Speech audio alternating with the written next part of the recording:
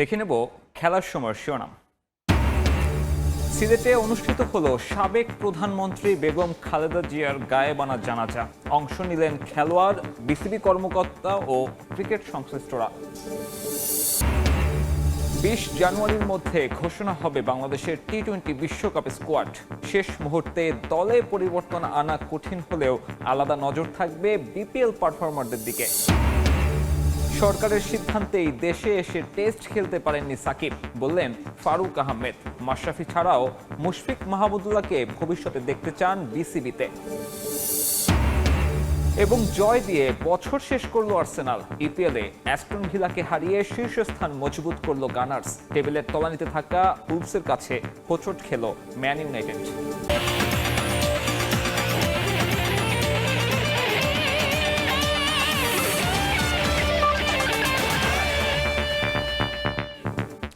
তিনবারের প্রধানমন্ত্রী বেগম খালেদা জিয়ার গায়েবানা জানাজায় অংশ নিলেন বিসিবি কর্মকর্তা ও ক্রিকেটাররা।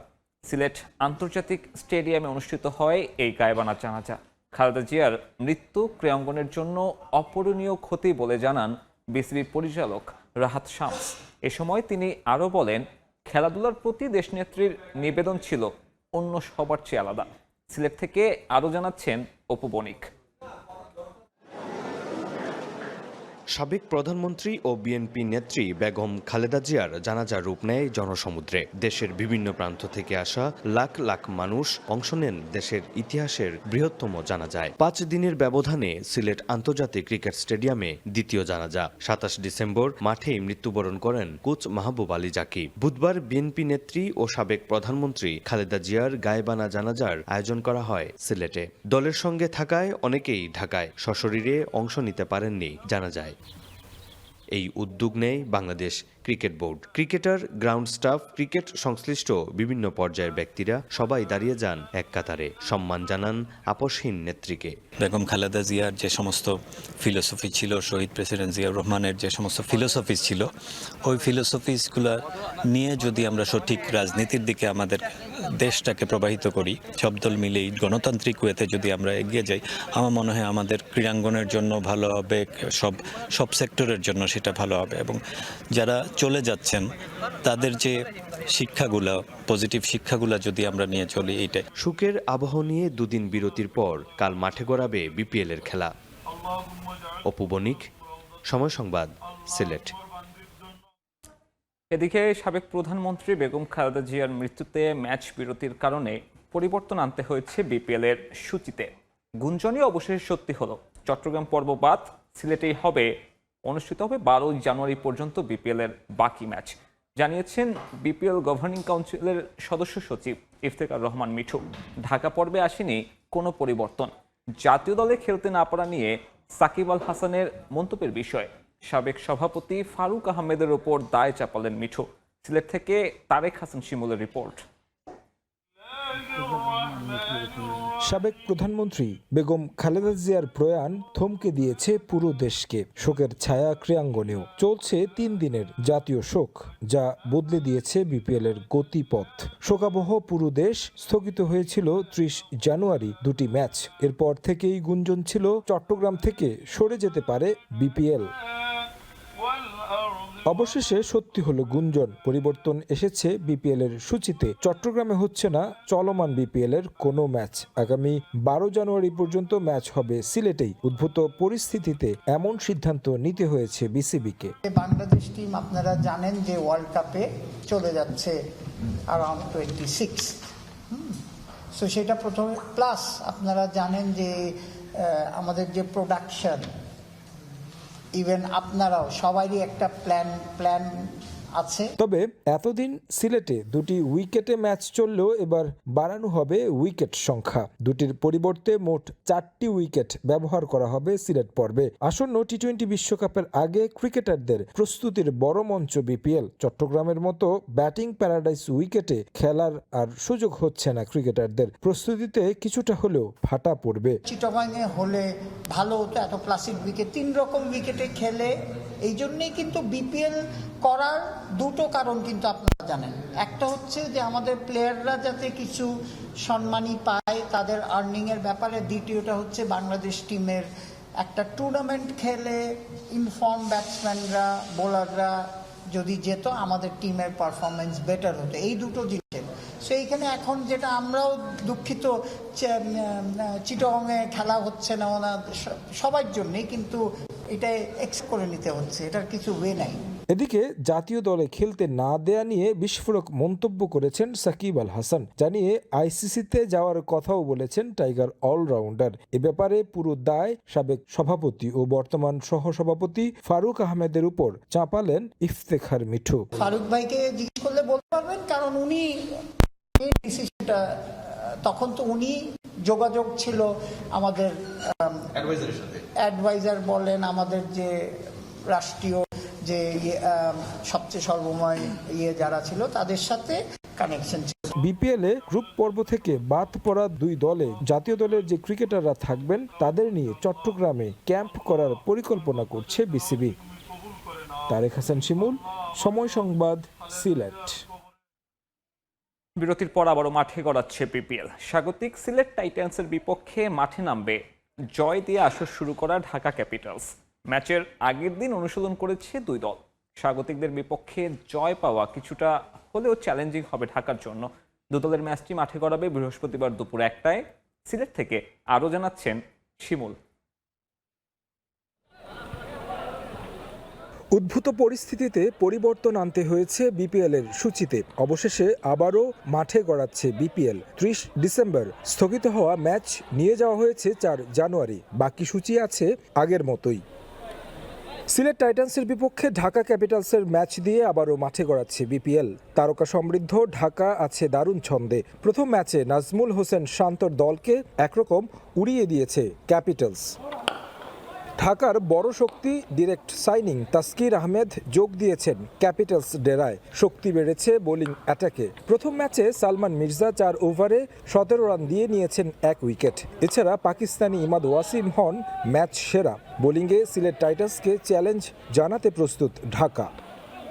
ব্যাট হাতে ছন্দে আছেন তরুণ আব্দুল্লাহ আল মামুন। অলরাউন্ডার বেশি থাকায় ব্যাটিং লাইনটাও বেশ লম্বা ঢাকার। ওপেনিংয়ে সাইফ হাসান ও ওসমান খান। কিছুটা ছন্দহীন সাইফ, তার জন্য চ্যালেঞ্জ থাকবে রানে ফেরার।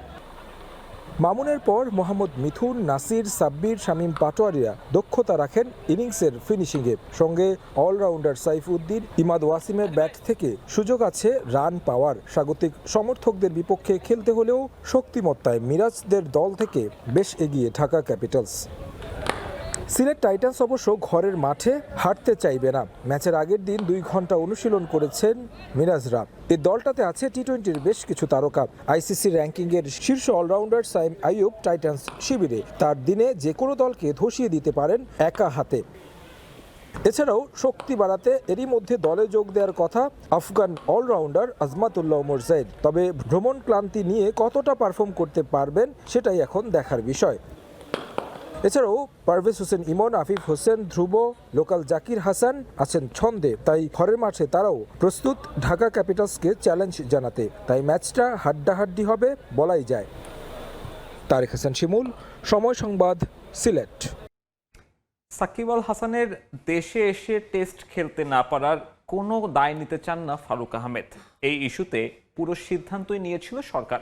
সময় সংবাদে জানিয়েছেন, সে সময় বোর্ডের সভাপতির দায়িত্বে থাকা ফারুক আহমেদ ভবিষ্যতে ক্রিকেট বোর্ডে তামিম ছাড়াও মাশরাফি, মুশফিক কিংবা মাহমুদুল্লাহদের দেখতে চান ফারুক। যদিও বিশেষ একটা পক্ষের জন্য সেটাও বেশ কঠিন হবে বলেই মনে করেন বিসিবি সহসভাপতি। আরও জানাচ্ছেন Sajid মুস্তাহিদ।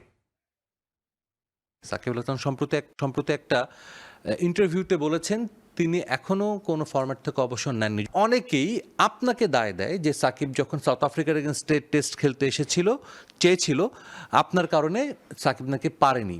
I am just a small stakeholder in this. আপনি জানেন তো সাকিব ইস্যু তো ন্যাশনাল ইস্যু, তো রাষ্ট্রের ব্যাপার। আমি তো Faruk Ahmed I can't give him safety, mob, এগুলো তো আমি কিছু না। এটা তো অ্যাবসলিউটলি আপনি জানেন সাকিব তখন কোথায়, দুবাই পর্যন্ত এসেছিল। অ্যান্ড আমি দুবাইয়ে তখন মিটিংয়ে দুবাইয়ে আমি, অ্যান্ড এখান থেকে ক্যাটেগরিক্যালি নাজমুল আবিদিন ফোন করে বলেছে সিকিউরিটি থ্রেট আছে, তাকে উপদেষ্টা মহোদয় বলেছেন। তারপর আমি উপদেষ্টা মহোদয়কে ফোন করলাম যে সাকিব আসছে, আমরা চেষ্টা করতে পারি। আমি ওখান থেকে সেই প্ল্যানটা কী হবে, সাকিব আসলে সব গেটগুলো, প্রশিকার মোড়, 10 নম্বর সব কিছু বন্ধ হয়। আমি ওইবার কোনো লোক দরকার নাই, আমরা যদি খেলা মানে কেন তখন তো গভর্নমেন্ট অ্যাগ্রি করেছিল আসবে, লাস্ট মোমেন্টে সে আবার ক্যান্সেল করেছে। আমি তো আপনাকে সিকিউরিটি দিতে পারবো না, এটা তো গভর্নমেন্ট দিবে সিকিউরিটি। সাকিব দেশে আসবে, সিকিউরিটি ব্যবস্থা আপনি করতে পারেন যে অনেক ফোর্স দিয়ে, কিন্তু সাকিব দেশ থেকে যেতে বেরোতে পারবে কি পারবে না তো আমার কল না। সেটা আমি সাকিবের ভক্তদের বলতে চাই যে এটা আপনারা যেটা চিন্তা করেছেন এটা আপনার আসলে চিন্তা করা উচিত না। সাকিব যেই কাজ করেছে এটা ভালো মন্দ হয়তো বা দুই ভাগ হইতে পারে, যে ওনার খেলার অবস্থায় ইলেকশন করেছে, রাজনীতি করেছে, ঠিক ছিল কি ভুল ছিল, and say was not with the স্টুডেন্টদের যে আমাদের এতগুলো প্রাণহানি হয়েছে, তার হয়তো বা he did not act properly, বা তার একটা স্টেটমেন্ট যে জন্য সেটা একটা সাই, একটা মানুষের তো ভালো খারাপ দিক থাকে। সো ক্রিকেটে সে আমাদের দেশের জন্য আজকে বাংলাদেশ ক্রিকেটে একটা জায়গা পৌঁছেছে, পুরো দুনিয়া আমাদের জানে, সাকিবের দেশ হিসাবে অনেকে মনে করে যে ক্রিকেটিং নেশন হিসাবে পরিচিতি। সো এটার জন্য আমি হয়তো চিন্তা করেছিলাম যে একটা ম্যাচ খেলে শেষ করলে ভালোই হতো, এটা আমার ব্যক্তিগত অভিমত। I don't want to offend anyone, but এটা আমার ব্যক্তিগত, আমি ফর্মার ক্যাপ্টেন প্লেয়ার হিসেবে আমি মনে করি। সো সাকিবকে আসলে আর ওই কলটাও আমার ছিল না। আপনি কি এখন ওই সুযোগটা দেখেন সাকিবের, সে যে বলেছে দেশে এসে আমি আসলে খুব বেশি দেখি না, আমি খুব কম দেখি, বিকজ আপনি মনে করেন Shakib is not getting younger day by day, is getting old. আপনার ফিটনেস লেভেলটা কতদিন ধরে রাখতে পারবে, সিচুয়েশন কখন হবে। সো আই হ্যাভ ডাউটস সাকিবের ব্যাপারে। মাশরাফি বিন মুর্তজা বর্তমান ক্রিকেটের প্রেক্ষাপটে তাকে নিয়ে কোনো আলোচনা হয় না, কিন্তু আমরা জানি তিনি খুব প্রাসঙ্গিক ছিলেন বছরখানেক বা 1.5 বছর আগেও বাংলাদেশের ক্রিকেটে তিনি মাঠেও খেলেছেন। অনেকেই বলতেন বা ধরা হতো যে মাশরাফি বিন মুর্তজা হয়তো বা বিসিবিতে আসলে ক্রিকেটকে অনেক কিছু দিতে পারবেন, ক্রিকেট বোর্ড প্রেসিডেন্ট হোক বা ডিরেক্টর হোক, তিনি যেটা কখনো নিজে থেকে বলেননি।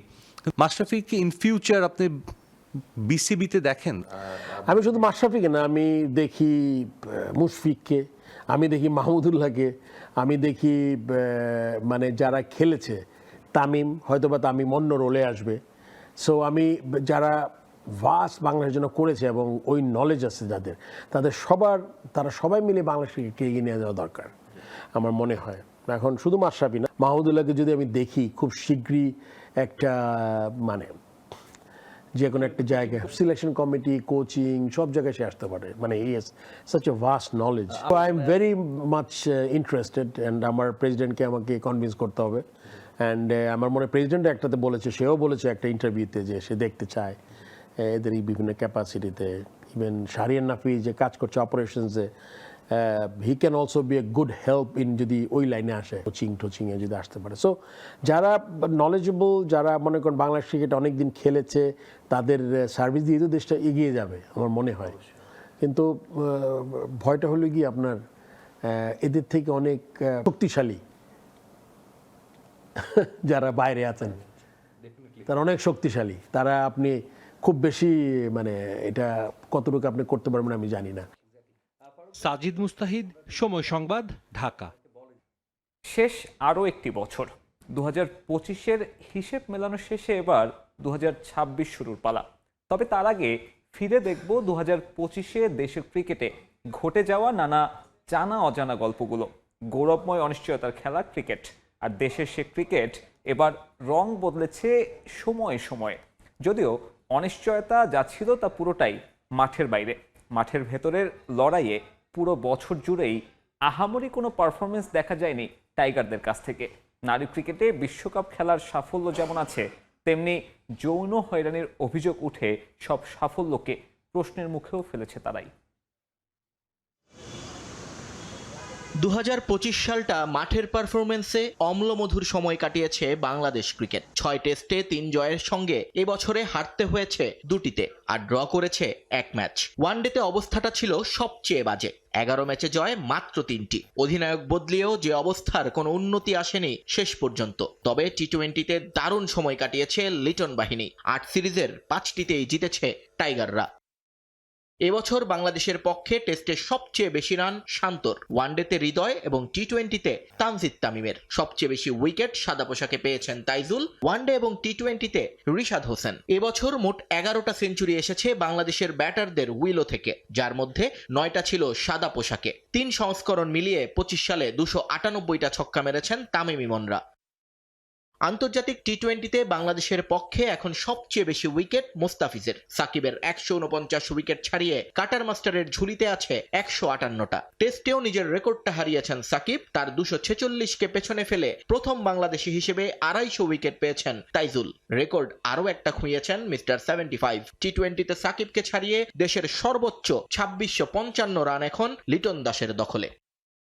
মাঠের ভেতরের ঘটনায় এবছরে সবচেয়ে আলোচিত চরিত্র মুশফিকুর রহিম। বাংলাদেশের প্রথম ক্রিকেটার হিসেবে 100তম টেস্ট খেলার মাইলফলক স্পর্শ করেন পকেট ডায়নামো। শুধু তাই নয়, ক্রিকেট বিশ্বের 11তম ব্যাটার হিসেবে 100তম টেস্টে সেঞ্চুরি করেন মুশি। আর 2 ইনিংসে 50 ছাড়ানো ইনিংস খেলা দ্বিতীয় ব্যাটার ছিলেন লাল সবুজের এই ক্রিকেটার।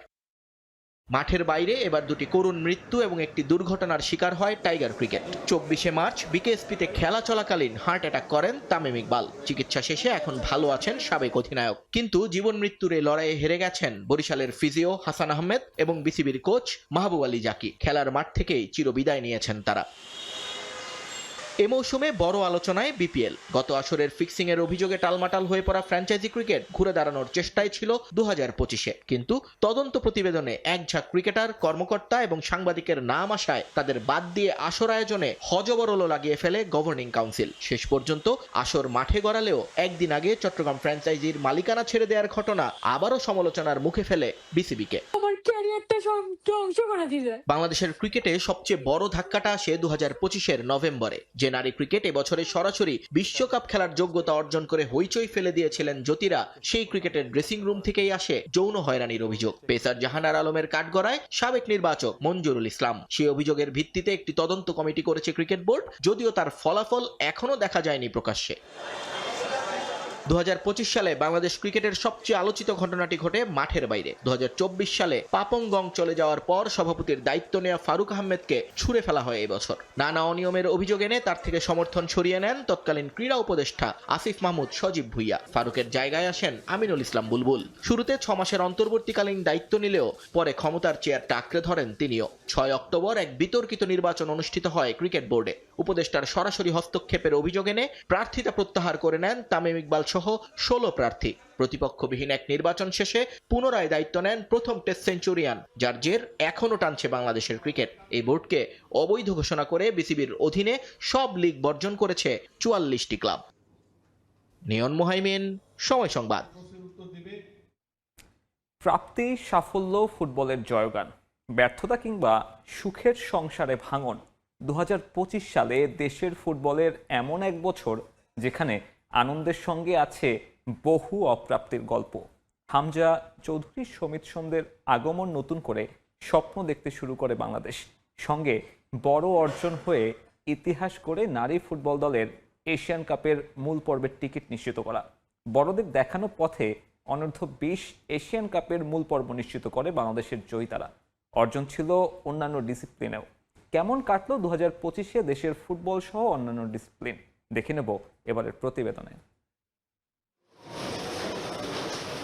দেশের ফুটবলে 2025-এর শুরুটা হয় অপ্রত্যাশিত এক ঘটনা দিয়ে। দ্বিতীয়বারের মতো হিমালয় জয় করে সাফের শিরোপা জিতে হঠাৎই শঙ্কার কালো মেঘ দেখা দেয় দেশের নারী ফুটবলে। গত 30 জানুয়ারি কোচের সঙ্গে দ্বন্দ্বে বিদ্রোহ করেন নারী দলের সিনিয়র ফুটবলাররা। অধিনায়ক সাবিনা খাতুন, বাসুরা পারভিন, মারিয়া মান্ডা, ঋতুপর্ণা চাকমা সহ 18 নারী ফুটবলার লিখিত অভিযোগ জমা দেন বাংলাদেশ ফুটবল ফেডারেশনে। মেয়েদের জন্য নেওয়াটা অসম্ভব। ব্রিটিশ কোচ পিটার বাটলারের বিরুদ্ধে অভিযোগের সত্যতা যাচাইয়ে কাজ করে ফেডারেশন। যদিও বিদ্রোহ করা ফুটবলারদের মধ্যে অনেকেই সংকট কাটিয়ে জাতীয় দলে ফিরলেও এরপর আর জায়গা হয়নি সাবিনা, মাসুরাদের মতো অভিজ্ঞদের।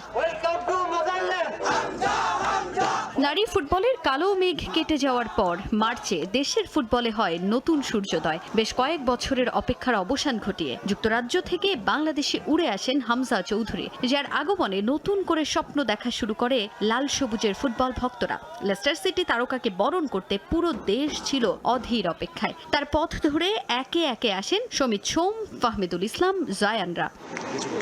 লাল সবুজের জার্সি গায়ে প্রথম ম্যাচে হামজা চৌধুরী মাঠে নামেন ভারতের বিপক্ষে তাদেরই মাটিতে। ইন্ডিয়ার সঙ্গে এশিয়ান কাপ বাছাইয়ে প্রথম ম্যাচে জিততে না পারলেও প্রতিপক্ষের চোখে চোখ রেখে লড়াই করে দেশে ফেরে হাভিয়ের কাবরেরার দল। এরপর দীর্ঘ 4 বছর সংস্কারের জন্য বন্ধ থাকার পর হোম অফ ফুটবলে ফেরে জামাল ভুঁইয়ারা।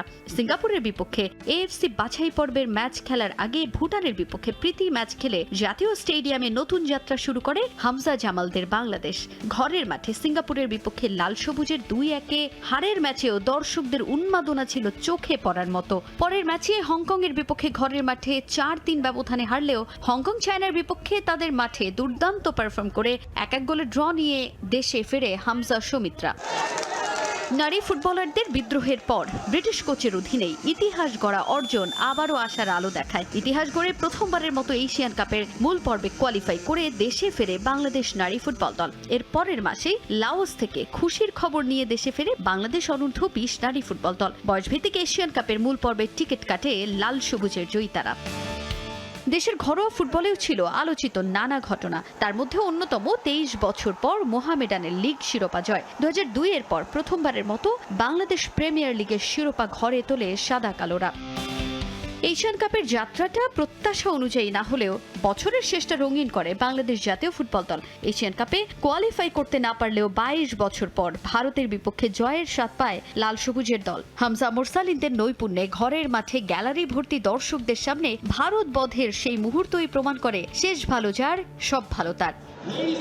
তবে বছরের শেষে বিতর্ক সঙ্গী করে দেশের ক্রীড়াঙ্গন। আর্জেন্টিনা, ব্রাজিল ও বাংলাদেশের দল নিয়ে লাতিন বাংলা সুপার কাপ আয়োজন করে বিশ্বের দরবারে নিজেদের সম্মান ক্ষুণ্ণ করে আয়োজকরা। বিশৃঙ্খলায় ভরপুর টুর্নামেন্টে ফুটবলারদের মারামারি, সাংবাদিকদের সঙ্গে হাতাহাতি সহ ঘটে অনাকাঙ্ক্ষিত কত শত ঘটনা। আর্জেন্টিনার ক্লাব অ্যাথলেটিক চার্লনের ফুটবলাররা 18 দিন হোটেল বন্দী থাকার পর ফিরে যান নিজ দেশে। শুধু ফুটবল নয়, এবছর অর্জন ছিল অন্যান্য ডিসিপ্লিনেও। জুনিয়র হকি বিশ্বকাপে দুর্দান্ত পারফর্ম করে 17তম হয়ে চ্যালেঞ্জার্স ট্রফি জিতে দেশে ফিরে বাংলাদেশ। ইসলামিক সলিডারিটি গেমসে খই খই মারমা জেতেন রূপা। আর ঘরের মাঠে নারী কাবাডি বিশ্বকাপে ব্রোঞ্জ জিতে নেয় লাল সবুজের জয়িতারা। ঢাকায় আয়োজিত এশিয়ান আর্চারিতে পদকের দেখা পায় বাংলাদেশ। সব মিলে বছরটা ছিল ঘটনাবহুল। তাজিন খন্দকার, সময় সংবাদ। ক্রিকেট মাঠে বিতর্ক। সাদা বলের ক্রিকেটে ভারতের আধিপত্য আর সাউথ আফ্রিকার আইসিসি ট্রফি জয়ে আলোচিত ছিল 2025-এ। আইসিসি ট্রফি জয়ের 27 বছরের দীর্ঘ অপেক্ষার অবসান হয় প্রোটিয়াদের। প্রথমবারের মতো তারা আইসিসি টেস্ট চ্যাম্পিয়নশিপের শিরোপা জয় করে। চ্যাম্পিয়ন্স ট্রফি আয়োজন করে 29 বছর পর আইসিসির কোনো ইভেন্টের আয়োজক হয় পাকিস্তান। 2025-এ সাদা বলে 2 শিরোপা, চ্যাম্পিয়ন্স ট্রফি আর এশিয়া কাপ জিতেছে টিম ইন্ডিয়া। তবে এসব ছাপিয়ে এশিয়া কাপে ভারত পাকিস্তান ম্যাচে একের পর এক বিতর্ক কলঙ্কিত অধ্যায় হয়ে থাকবে বিশ্ব ক্রিকেটে।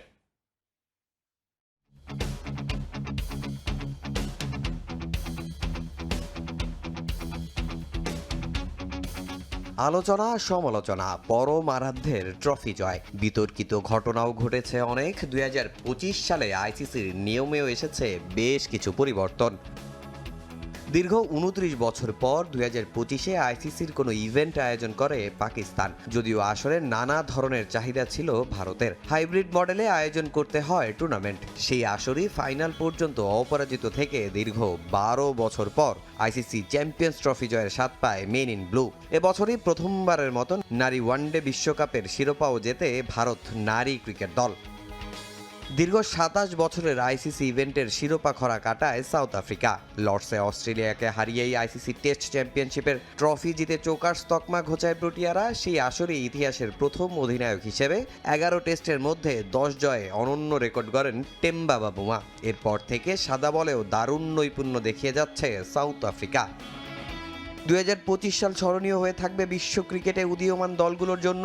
প্রথমবারের মতো টি-20 বিশ্বকাপে কোয়ালিফাই করে ইতিহাস গড়েছে ফুটবলের দেশ হিসেবে পরিচিত ইতালি। রেকর্ড গড়েছে নেপাল ক্রিকেট দলও।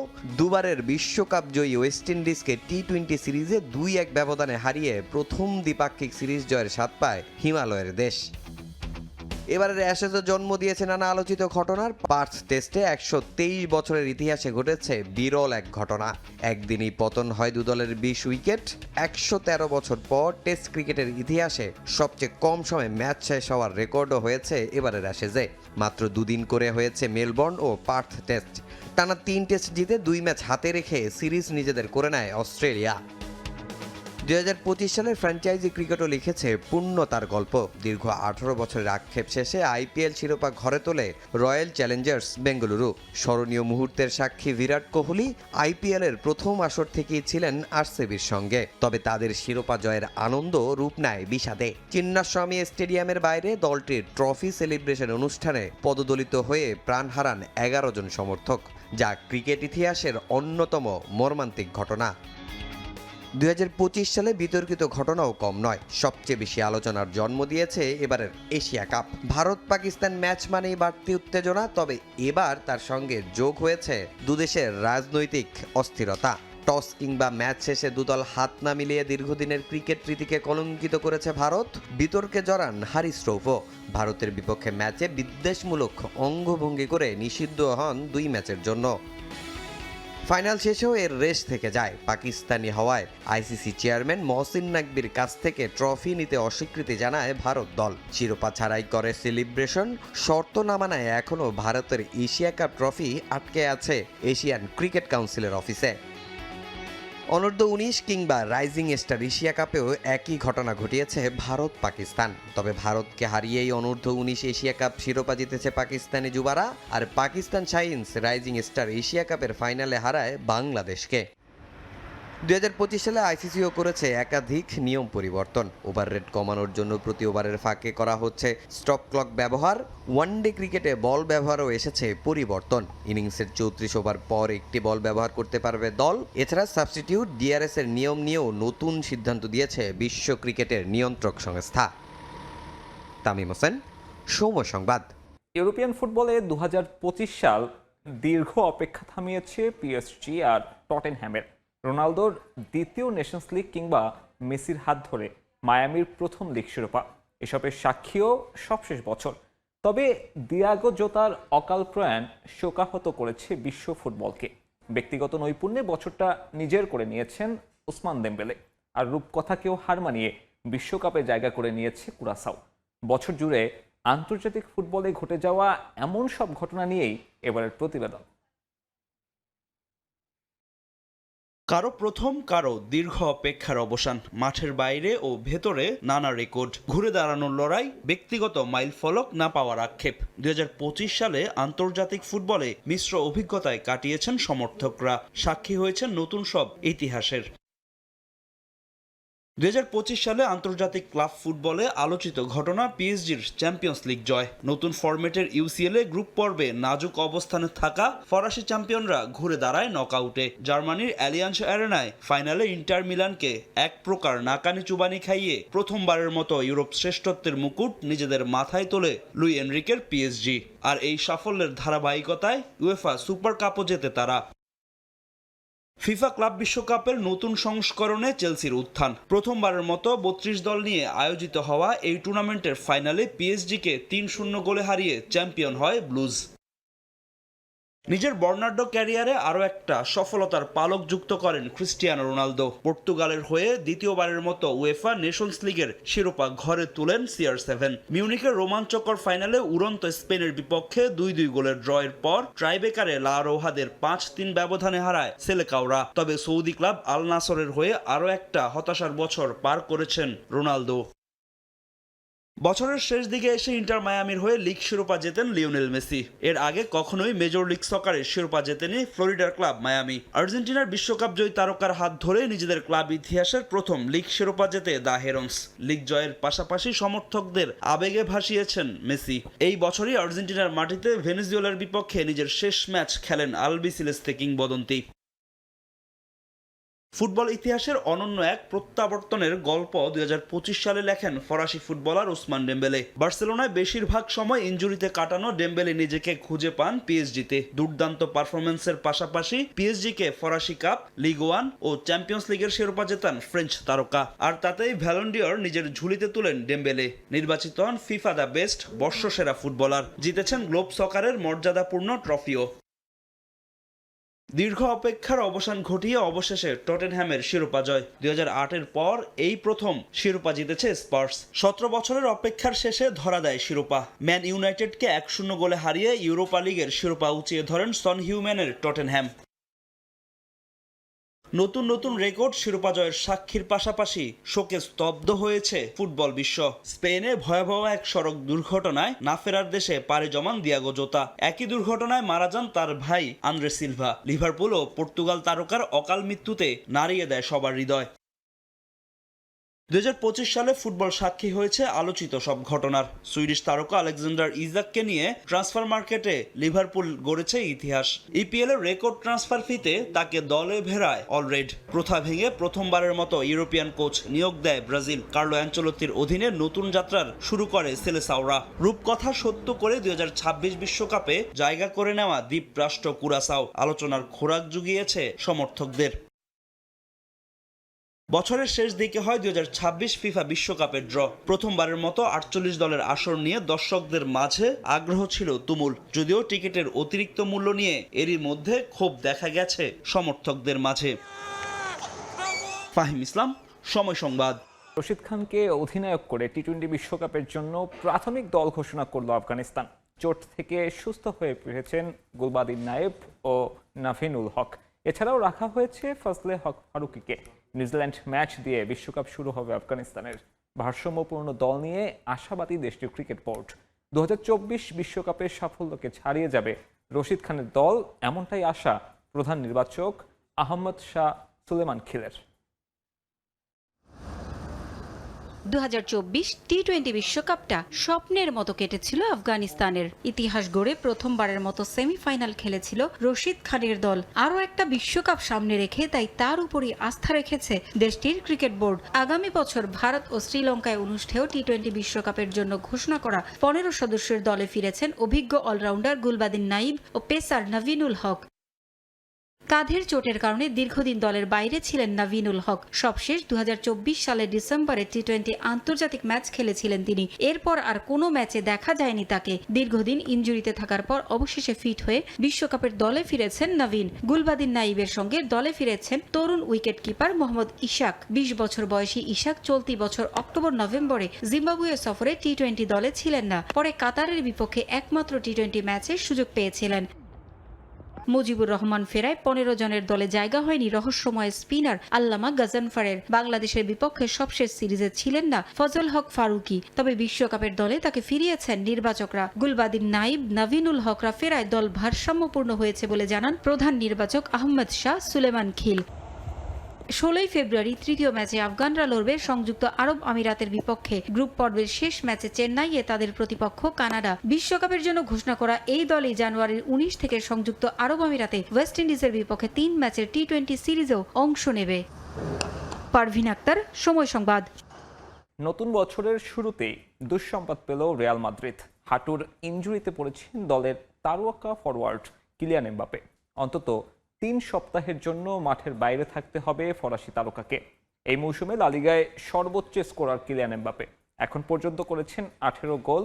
সব মিলিয়ে এই মৌসুমে তার গোলের সংখ্যা 27টি। তবে গত কয়েক সপ্তাহ ধরেই হাঁটুর চোটে ভুগছিলেন ফরাসি তারকা। এমআরআই রিপোর্টের পর তার বাঁ হাঁটুতে স্প্রেইন ধরা পড়েছে। ফলে রিয়াল বেতিসের বিপক্ষে মাদ্রিদিস্তাদের পরবর্তী ম্যাচে খেলতে পারবেন না এমবাপে। এছাড়াও মিস করবেন মধ্যপ্রাচ্যে অনুষ্ঠিত স্প্যানিশ সুপার কাপও। আগামী 20 জানুয়ারি চ্যাম্পিয়ন্স লিগে বার্নাবুতে মোনাকোর বিপক্ষে ম্যাচে তাকে পাওয়ার আশা রিয়াল মাদ্রিদের।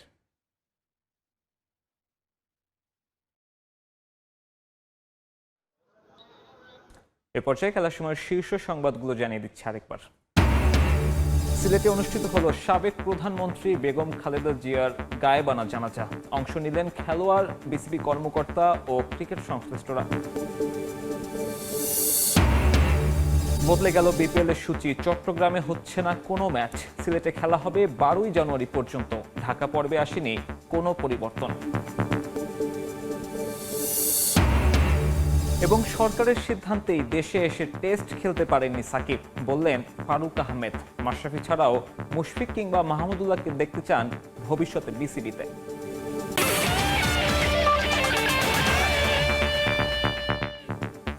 এই ছিল খেলার সময়।